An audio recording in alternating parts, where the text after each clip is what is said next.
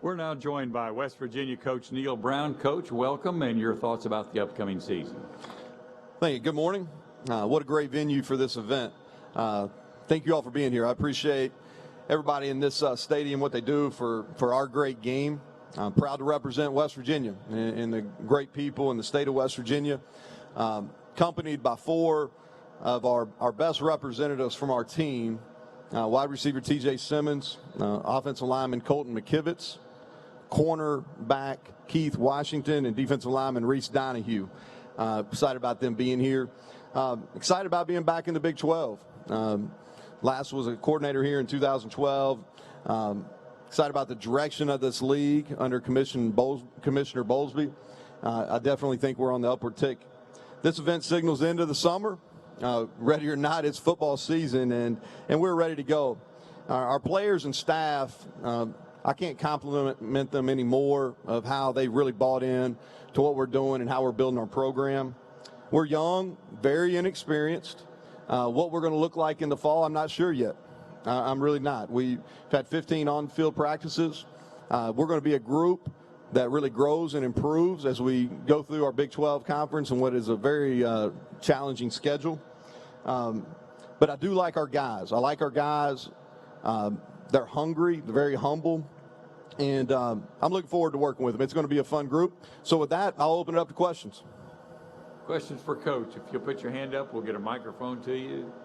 We got a question all the way in the back on the middle right side, Coach. Okay. He's going to stand up.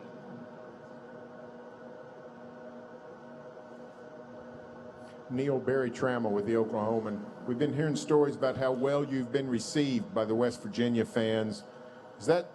Did that come about in part because of anything you did, or was that just natural? You two guys, you and the fan base had a great connection.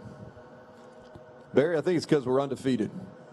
And no, it's I think it's a couple things. I think our marketing staff and the people within our administration have done a really good job presenting us to the state. I think there's a lot of relatability. I'm from Kentucky. Brooke and I, my wife, we're 5 hours from our hometown. And I can't say enough of about how we've been received, really. And not only myself and my family, but also our staff and their families. It's exciting. We've got our hands full. It's one of those things where there's so much energy and so much excitement. You want to make sure that they understand that we lost a really lot from last year, Barry. And we're going to be a young football team. And I think our fan base understands that, and there's going to be some patience. We got a question back there. We got a question in the middle left side. Hey, Coach. Skylar Callahan with Bristol Broadcasting Company and WNation.com. You guys have a really rigorous schedule this year, 11 Power 5 opponents, and West Virginia is one of only 4 teams in the country to have that type of schedule. You guys also have that schedule for the next 5 years where you have 11 Power 5 opponents. So is this something that you think your guys embrace, and is it something that you believe other schools should kind of push towards too?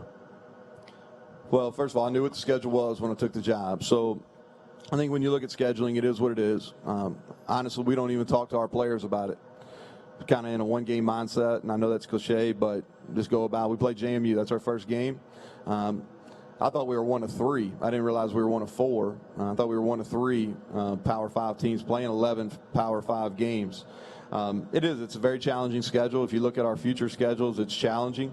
I do think that we have to, being where we fit geographically, I think it's important for us to play natural rivals. The series with Pitt is coming up. We play Virginia Tech.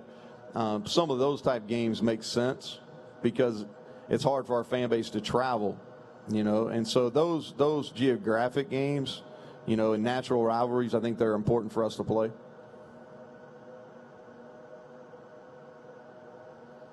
We got a question on the front left.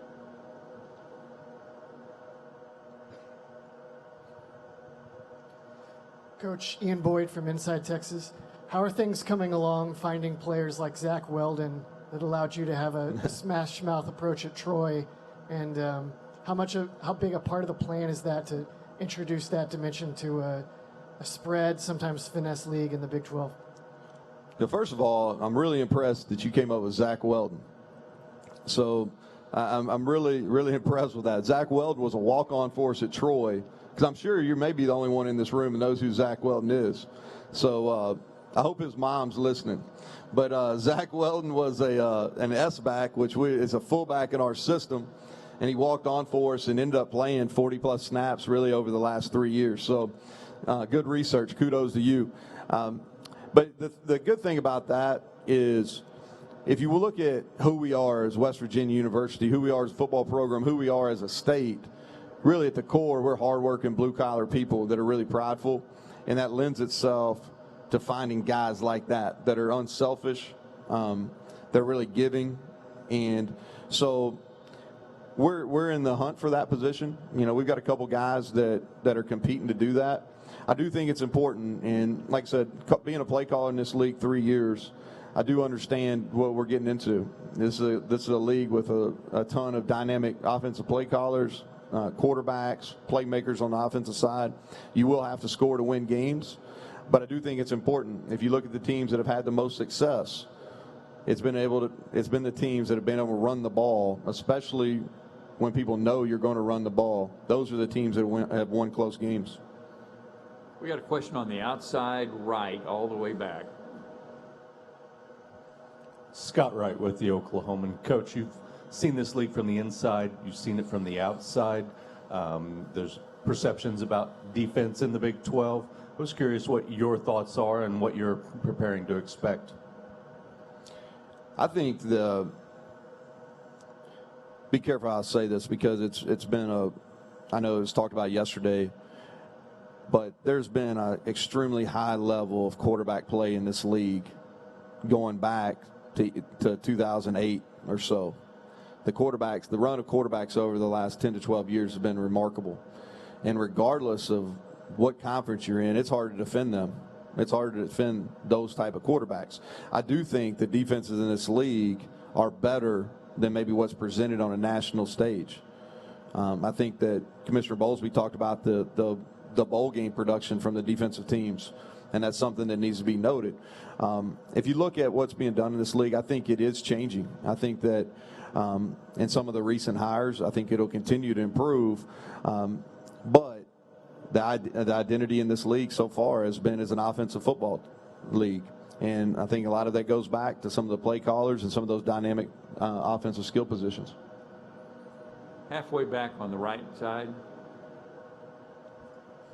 Bryce Cherry, Waco Trib. Coach, your predecessor there at West Virginia took a lot of transfers, and I'm just wondering, do you feel like that's West Virginia's niche in recruiting, or will your focus be more on high school players? I think you have a mix, and we're always going to try to build our team through the high school football and recruiting. I think that's how you build your foundation. I think it's important to have guys in your program for 4 and 5 years. But we're also going to be creative in how we build our roster. I think if you look at what we've done over the summer, you'll see that. We're going to be creative, and really it's a year-long approach to building our roster. So we will take transfers. I think that's something that, whether you're at West Virginia or any other 9 teams in this league, I think that everybody's done that, and we'll continue to do it. But we're going to build our program through high school football players. Question on the left side, about halfway back. Hi, Neal. Suzanne Halliburton with Austin American Statesman. I wanted to ask you about your offense. When you were calling plays at Tech, 2010 through 12, I don't think the Big 12 was quite as quick and up-tempo as it is now or has been. How much do you think you need to tweak your offense to get it to be Big 12 ready as far as speed it up? Well, we had a lot of success at Texas Tech, and during that time it was – looking around the room, several of you guys were covering the league there in 10, 11, and 12 when we were at Texas Tech. And those are some of the best offenses in the country at that time. So I think you change, the game evolves. We won't look the same that we did when the last time I called plays in this league at Texas Tech in 2012. We've evolved, we've changed. We're probably a little bit more balanced now than we were at that point. I think on offense, regardless of what conference you're in, it's about taking the players you have and taking their strengths and trying to attack the defensive weaknesses. So I think that never changed, regardless of level, regardless of conference. I think that's what the best offensive play callers try to do. Got a question on the right side aisle. Riley Gaze from GoPowerCat.com. I just wanted your thoughts on the uniqueness of being part of a conference with 4 new coaches, you being one of them, and not just new coaches, but coaches with the level of success that you 4 have had. Well, it is. I think there were quality hires across the league. This is a league of tremendous coaches and really innovative coaches, guys that have won at different levels. You know, I grew up in a family of educators, really been around sports almost all my life. And what I really respect about the group of head coaches in this league is so many of them work their way up from lower levels, lower positions, and work their way up to really, you know, the highest level of Power 5 college football.